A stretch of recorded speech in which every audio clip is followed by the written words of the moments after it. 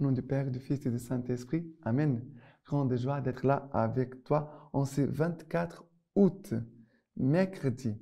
Et nous célébrons aujourd'hui Saint Bartholomé. Voilà, apôtre Barthélemy, Saint Barthélemy. Voilà la grande joie de célébrer un apôtre, ça veut dire un témoin fidèle de Jésus-Christ, qui a aimé Jésus jusqu'au bout.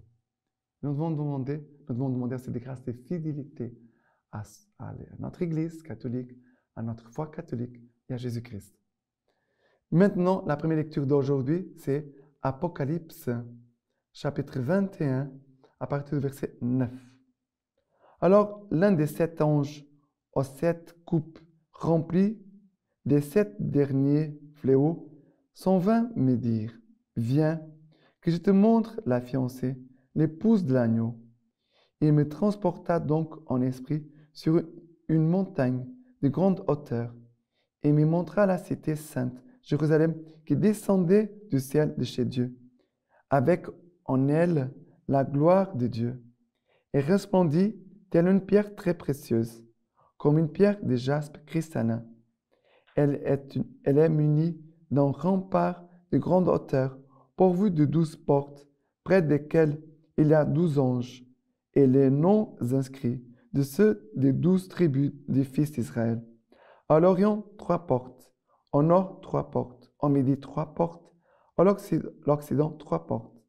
Le rempart de la ville repose sur 12 assises, portant chacune le nom de l'un des 12 apôtres de l'agneau. Alors, ici nous parle de cette vision de la Jérusalem céleste et nous parle de ce temple et que vit la Jérusalem céleste.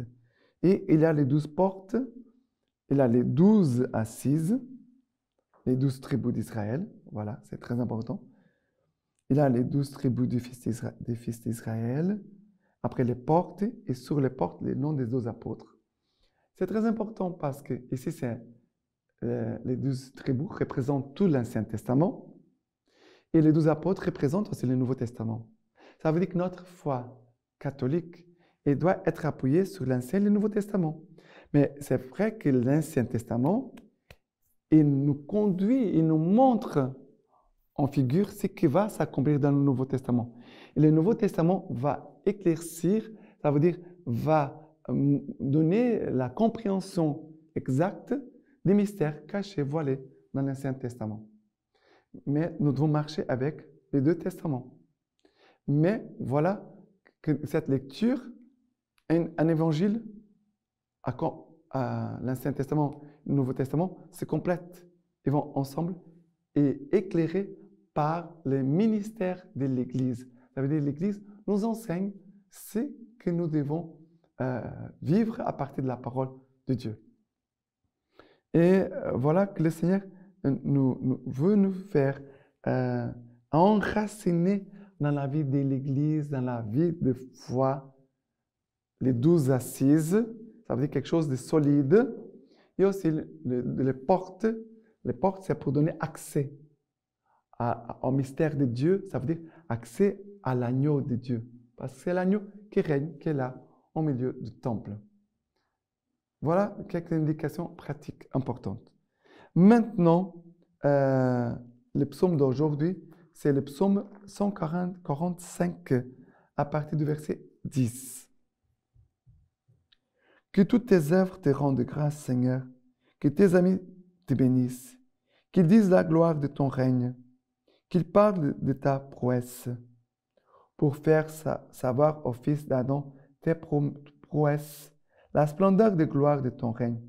Ton règne, un règne pour les siècles, ton empire pour les âges des âges.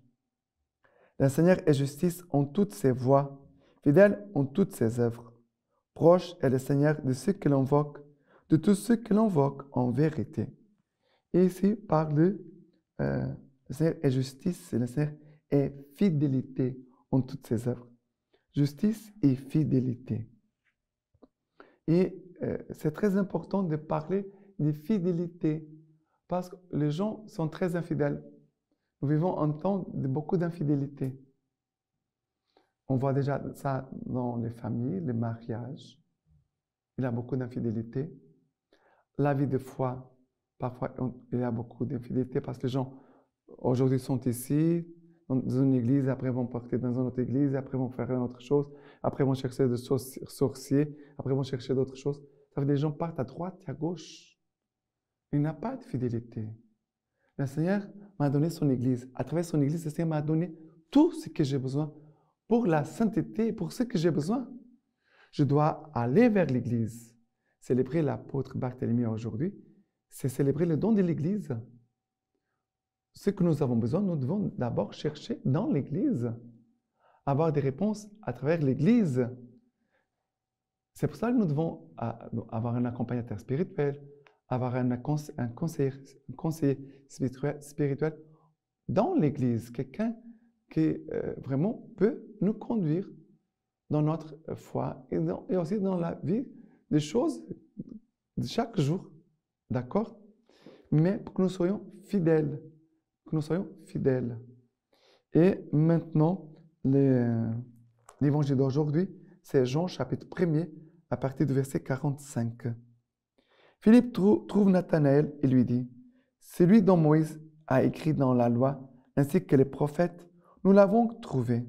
C'est Jésus le fils de Joseph, de Nazareth. » Nathanaël lui dit, « De Nazareth peut-il sortir quelque chose de bon? » Philippe lui dit, « Viens et vois. » Jésus vit Nathanaël venir vers lui et il lui dit de lui, « Voici vraiment un Israélite sans détour. » Nathanaël lui dit, « D'où me connais-tu? » Jésus lui répondit, « Avant que Philippe t'appelât, tu t'étais sous le figuier et je t'ai vu. » Nathanaël reprit, « Rabbi, tu es le Fils de Dieu, tu es le roi d'Israël. » Jésus lui répondit, « Parce que je t'ai dit, je t'ai vu sous le figuier, tu crois, tu verras mieux encore. » Et il lui dit, « En vérité, je vous l'ai dit, vous verrez le ciel ouvert et les anges de Dieu monter et descendre au-dessus du Fils de l'homme. » Qu'est-ce qui se passe ici? On voit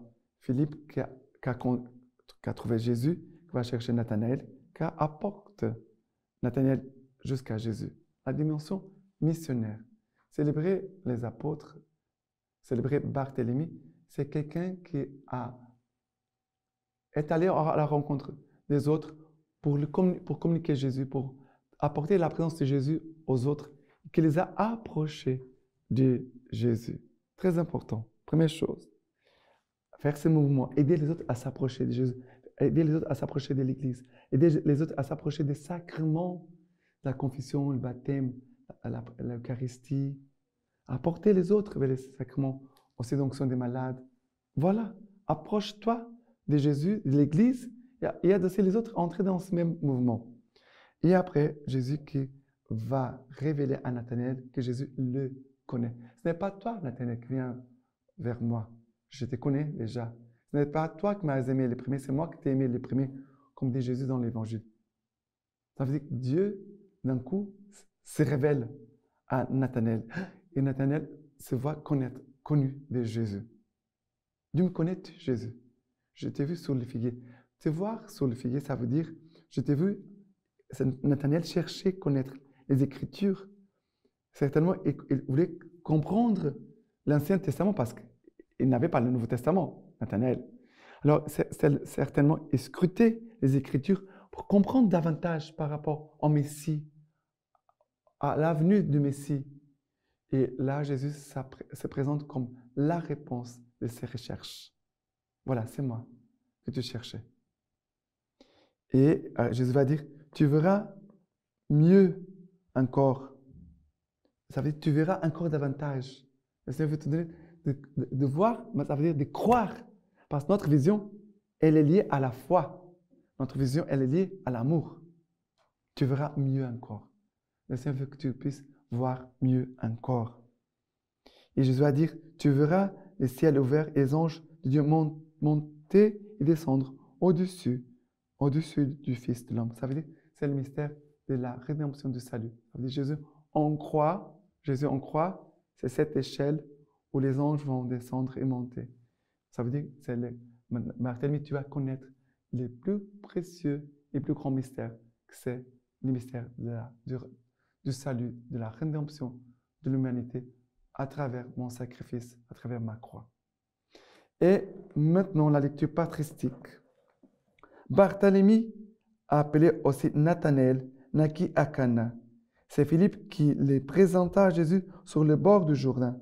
Il entra dans le groupe des premiers appelés. On ne sait rien de certain sur l'activité apostolique de Barthélemy après la Pentecôte. Homélie de Saint Jean Chrysostome. La croix a gagné les esprits au moyen des prédicateurs ignorants et cela dans le monde entier.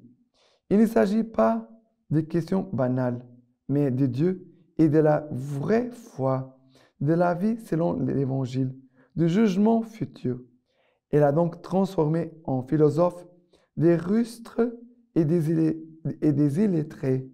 Voilà comment la folie de Dieu est plus sage que l'homme et la faiblesse plus forte. Comment est-elle plus forte?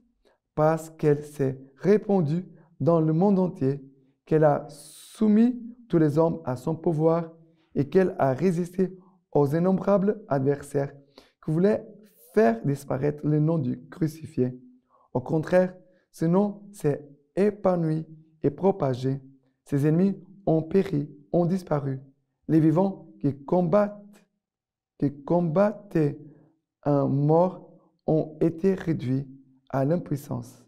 Aussi, quand un grec dit que je suis fou, il manifeste que lui-même l'est au maximum, puisque moi, qu'il juge fou, je me montre plus sage que les sages. S'il me traite de faible, il se montre lui-même plus faible encore. Maintenant, je vous laisse la bénédiction du Seigneur par les mains toutes pures de la Vierge Marie. Que Dieu Tout-Puissant vous bénisse et vous garde, le Père, le Fils et le Saint-Esprit. Amen.